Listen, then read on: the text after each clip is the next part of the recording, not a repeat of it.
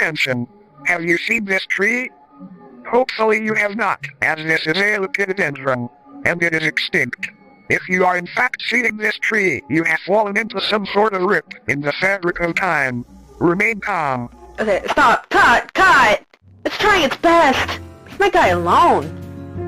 Okay, if you do see this plant out on a Sunday stroll, then sure. That would be a little concerning since they went completely extinct at the end of the Permian period, approximately 252 million years ago due to the Great Dying. For those who don't know, was a horrific catastrophic eruption that had enough magma to cover the entirety of the United States of America, with animals and plants that did survive the magma and blast having to endure the aftermath of the eruption that lasted an incomprehensible 60,000 to 200 years.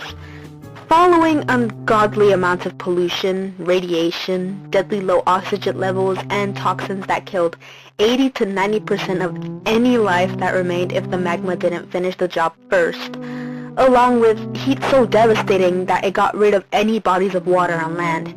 The dominant ecosystem of the Carboniferous and Permian period, and the main habitat of the lepidodendron, which were coal swamps.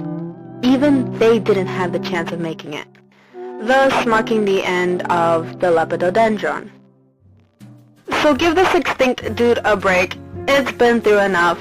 Like, bro's entire species gets wiped out, then becomes feared by another species 252 million years later. Cowabummer.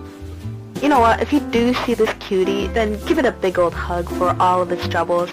Then slap yourself to wake up, because like I said, there's no way you are seeing Buddy Boy around anytime soon.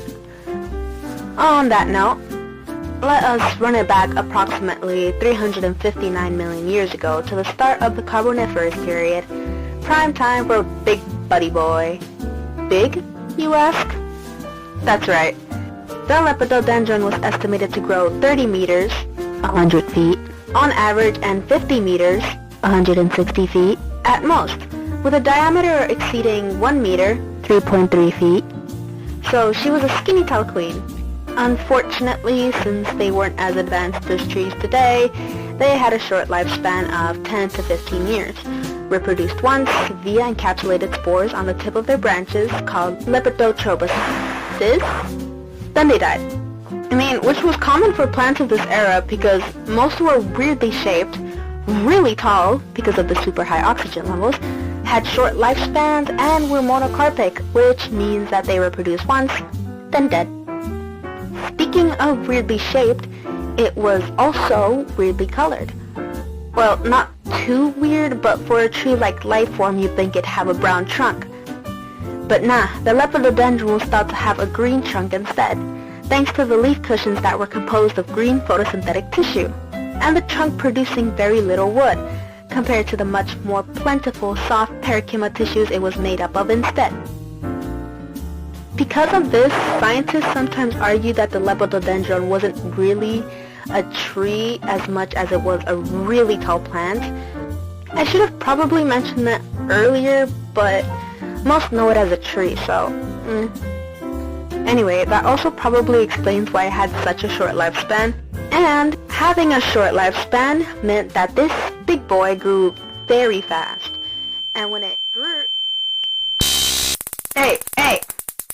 Wake up! This is important! Rude. And when it grew, the leaf cushions from the outside expanded to accommodate the rapid growth of the trunk, causing the famous scale-like pattern. Super recognizable, and one of the things that made me fascinated with this plant. Kind of embarrassing to mention, but when I first heard of the lepidodendron and the people referring to it as a scale tree, my first thought was, scale?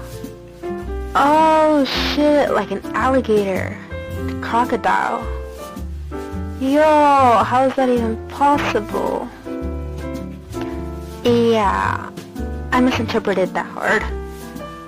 I thought it was a literal tree with scales and not a tree with a scale-like pattern.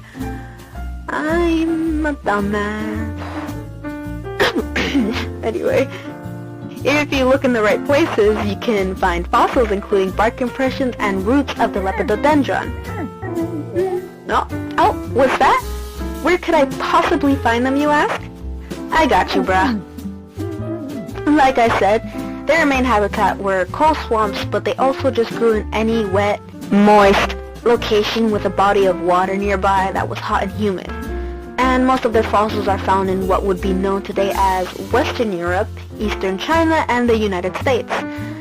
Particularly in Pennsylvania, West Virginia, Kentucky, and Alabama. With coal swamps being so common back then, Buddy was pretty much everywhere, worldwide even. So there's most likely some places I've missed. So go to your local museum. I don't know, they might have it. Fuck it, try looking for one yourself. Next time you go camping near a river or a lake, hiking and come across a stream, make sure to be careful and look for scale imprints on the rocks. You have an infinitely better chance at finding a fossil of a lepidodendron than falling into a rip of fabric in time. That is for sure. That is for sure. That is for